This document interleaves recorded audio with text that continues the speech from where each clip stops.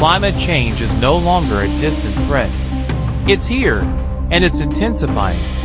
The Earth is heating up at an alarming pace, bringing rising seas, stronger storms, harsher droughts, and irreversible damage to our environment. But what's causing all this? Who or what is responsible? In this documentary, we break down the main causes of climate change, what they are, how they work, and what can be done to stop them.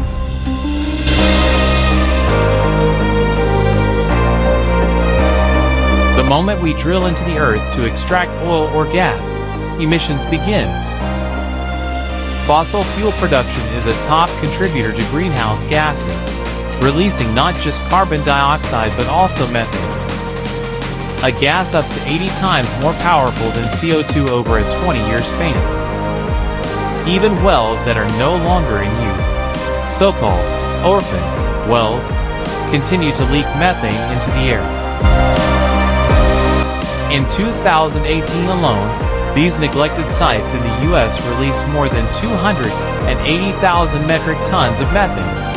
Fracking, transportation, refining, all stages of oil and gas operations add to the invisible cloud of pollution trapping heat in our atmosphere.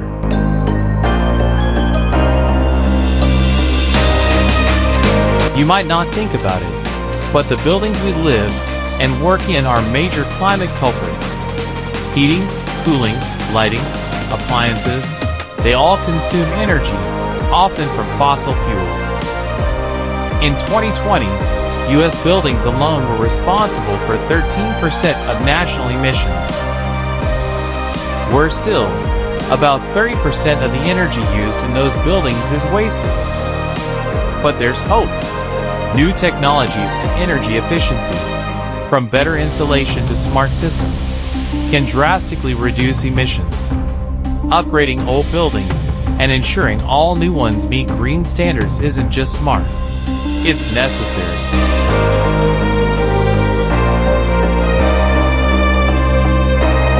Forests act as the lungs of our planet, absorbing carbon and storing it in trees, soil, and vegetation. But each year, millions of acres of forest are destroyed for timber, agriculture, and development. In Canada's boreal forest alone, logging releases more than 25 million metric tons of CO2 annually, equal to emissions from 5.5 million cars. This deforestation doesn't just release carbon, it also removes the planet's ability to absorb it in the future. Protecting these ecosystems is a critical step in halting climate change.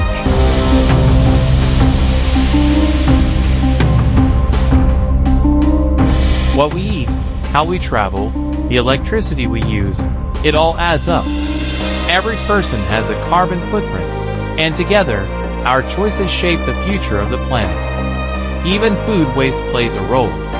About 4% of U.S. emissions come from throwing away food. That's equivalent to millions of tons of unnecessary carbon. Choosing local produce, using public transport, reducing plastic, and conserving energy aren't just good habits, they're acts of climate resistance. But let's be clear, individuals alone aren't to blame. The biggest polluters are corporations and governments. Still, our collective pressure can, and must, force them to act.